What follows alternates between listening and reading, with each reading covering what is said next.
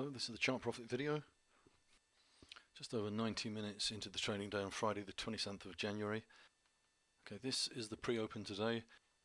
Fortunately, I need to start with an apology. If you've already today viewed the pre-open comment, I have to tell you the comment that was posted in the graphic was actually incorrect. It was the comment from yesterday. That's now been corrected, so if you re-click the link in your email, it'll bring up the graphic with the correct commentary. So apologies for that, it's now been corrected. Just a quick recap through last Friday coming into this Monday. For the previous 12-13 days, the E-mini S&P that we're looking at here have been in a range. I mentioned pre-open on Tuesday down here that there had been no significant buying or selling marked for 13 days, and the lack of the directional commitment had resulted in overlapping value areas that, as I say, we'd seen for about 12 days in a little range. I did say if the E-mini was printing above this level here, 2265, which is the 4-month point of control, it was in a strong price location, but we were looking for the next imbalance, the next significant buying above or significant selling below to possibly mark the next directional move. And we had on that Tuesday green at the top here signifying significant buying, an imbalance in the market, which we put down to longer time frame traders or smart money, especially coming out of a range, often signifies higher, at least in the short term. Wednesday we had a higher value area. Thursday actually a little inside value area, just consolidating those higher prices above 22.90. So in the longer time frame now, as long as the E-mini holds above 22.65, the point of control, it's in a strong position in the longer time frame.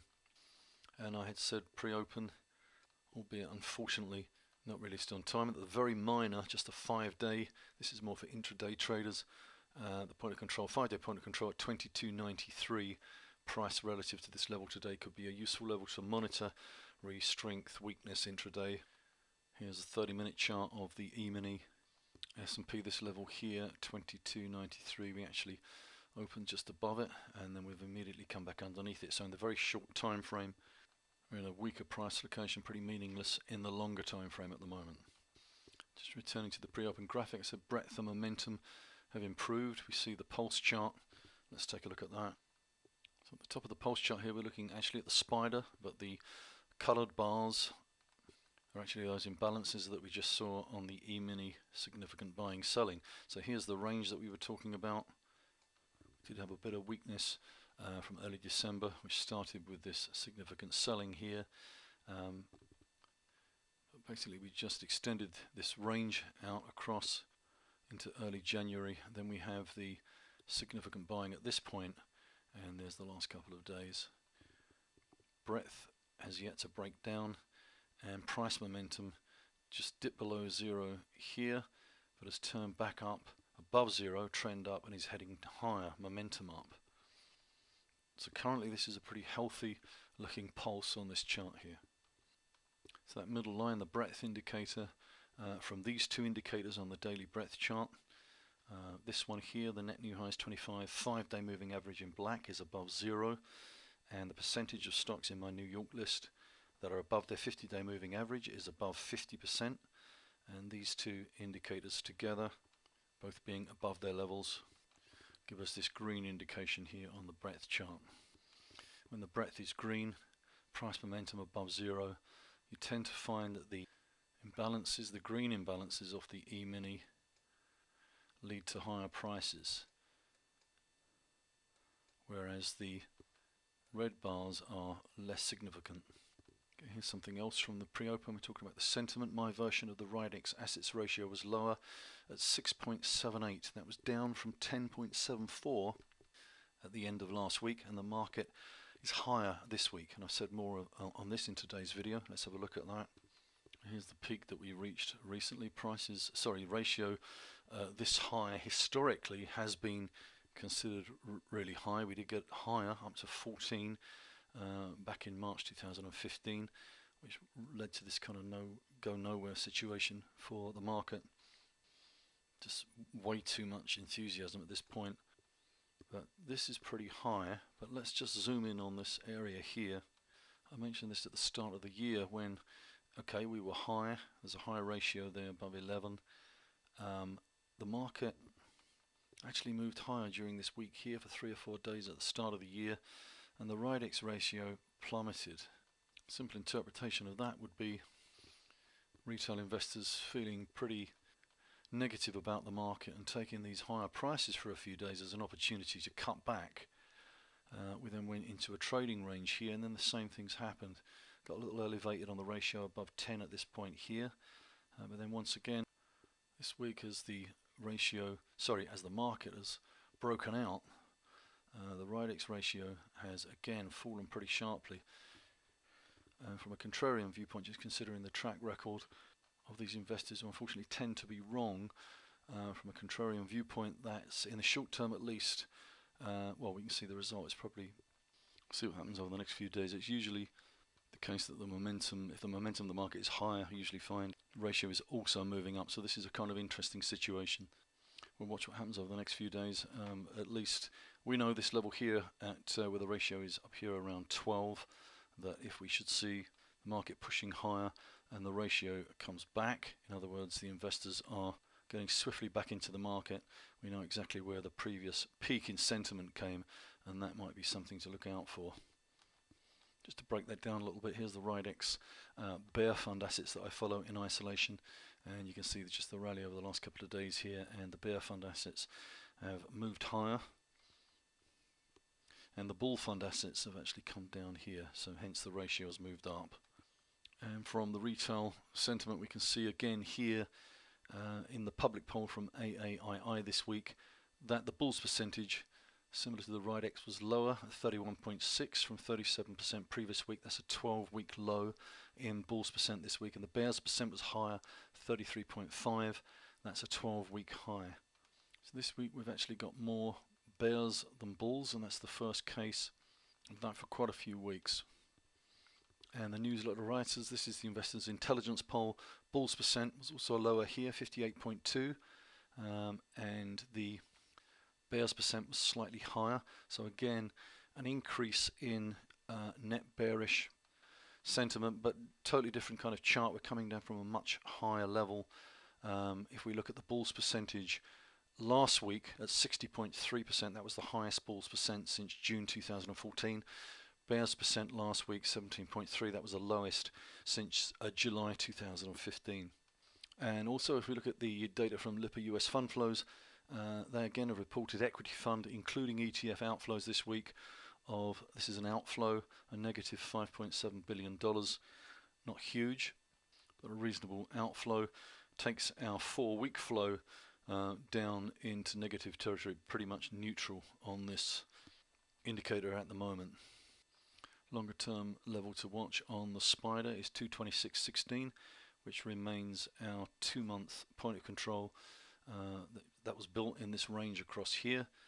We're currently up, broken out from that level, but this is the one to watch. 226.16, price back below there would be a negative. Talked about this as a key level last week. Russell 2000 ETF IWM, the level being 136.7, which is the 2-month.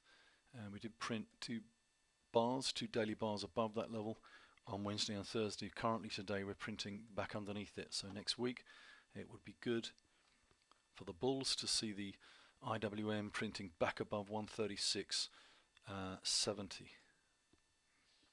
Quick look here at the technology sector. XLK still roaring ahead, out at a new high again today, as is the tech heavy Nasdaq 100 ETF. The Qs also earlier today printed a new high.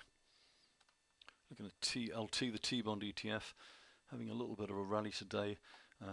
Just to recap, this was the major point of control actually for years down here at 117.15, and then 2 weeks ago it rallied up to 121.60, and that was because of the time spent in here.